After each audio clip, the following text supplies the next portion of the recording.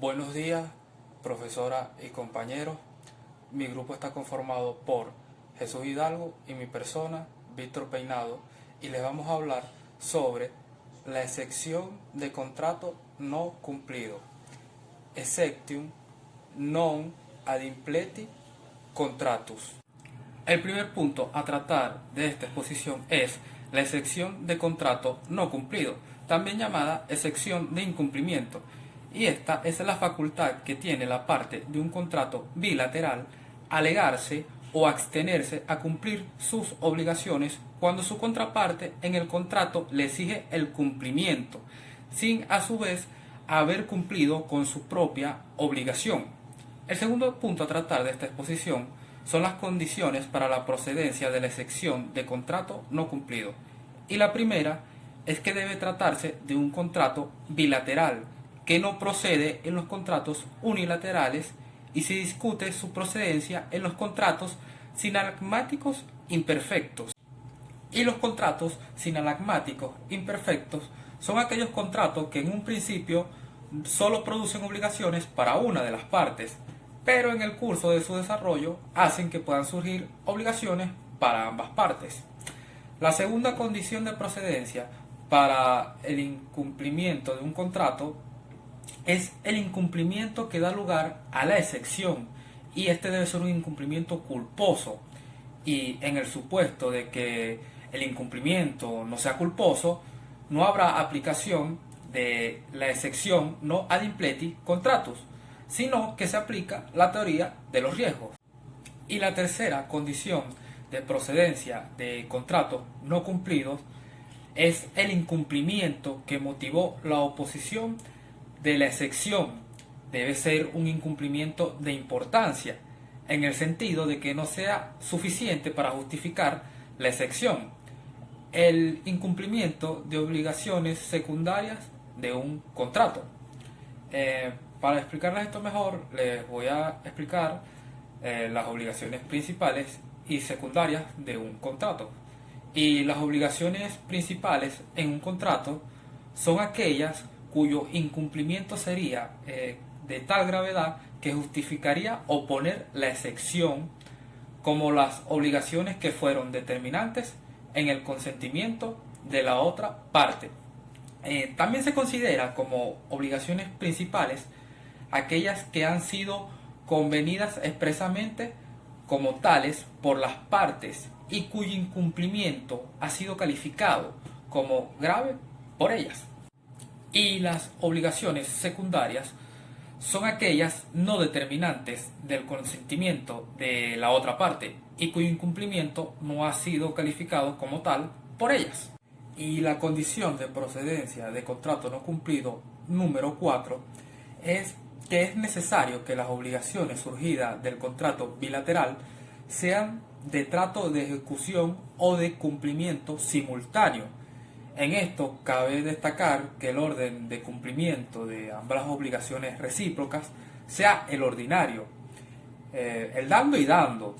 Si las obligaciones de una de las partes están sometidas a algún término o condición, de modo que su cumplimiento solo fuese exigible después de cumplirse esas modalidades, y las obligaciones de la otra parte fueran de ejecución inmediata, la parte a quien se le exigiera el cumplimiento no podría poner la excepción, pues esto supone que el incumplimiento de la otra parte no ha podido suceder mientras no se haya verificado en el plano de la realidad la modalidad del término o de la condición. Procedencia para la condición de incumplimiento de contrato número 5. Y es que algunos autores señalan también como la condición para la procedencia de la excepción non ad impleti contratus la circunstancia de que la parte que le oponga no haya subestimado el incumplimiento de la otra parte contratante. Ello es obvio, pues si quien opone por su culpa hubiese motivado el incumplimiento, no estaríamos en presencia de la ausencia de causa o de reciprocidad. Es que es el supuesto indispensable de la excepción. Y el tercer punto a tratar de esta exposición son las disposiciones legales y las encontramos en el artículo 1168 del Código Civil venezolano, que dice que en los contratos bilaterales cada contraparte puede negarse a ejecutar su obligación si el otro no ejecuta la suya, a menos que se hayan fijado fechas diferentes para la ejecución de las dos obligaciones. Otra es la que tenemos en el artículo 1702 del Código Civil venezolano, que dice que acuerda al mandatario la facultad de retener en garantía las cosas que son objeto del mandato, hasta que el mandante cumpla con las obligaciones de reembolso de los gastos efectuados por el mandatario, de los avances hechos y de los respectivos intereses. De acuerdo con el artículo 1774, que acuerda al depositario el derecho a la retención del depósito hasta cuando se le cancele el pago total de la deuda en razón del depósito. No obstante, esta tendencia de aplicación de sección en los contratos no cumplidos, en los contratos sinalagmáticos imperfectos, ha sido abandonada por la doctrina más autorizada en razón de que la sección no adiplentis contrato procede solo en los contratos bilaterales, en los contratos que se denominan sinalagmáticos perfectos. Por lo que se funde la idea de la causa, así como lo vimos en el semestre pasado, vale la pena decir que la idea de reciprocidad en los sinalagmáticos imperfectos no nacen las obligaciones recíprocas desde el inicio del contrato, por tanto, mal pueden tener la vigencia de la sección. En el apoyo de la sección no adiplentis contratus, citan los contratos sinalagmáticos imperfectos en los dos casos de derecho de retención mencionados en las dos disposiciones legales, confunden la sección con el derecho de retención. Aquí daremos claro la diferencia de la sección no adiplentis contratus y el derecho de retención.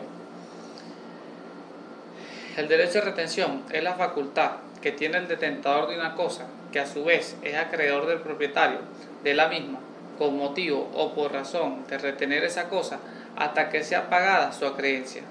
En cambio, la sección no adiplentis contratus es el derecho que tiene una de las partes del contrato bilateral de negarse al cumplimiento de una obligación cuando la parte que exige esa obligación no ha cumplido con la suya. Efectos de la sección no adiplentis contratus.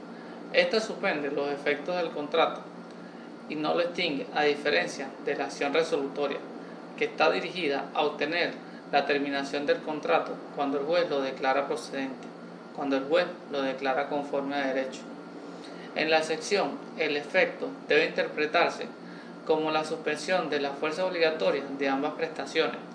Vale decir que ninguna de las dos partes contratantes puede exigirle a la otra hasta que la parte contratante que haya generado la oposición y la demanda de la otra parte se ponga a derecho con su obligación y vuelva a imprimirle vida al contrato.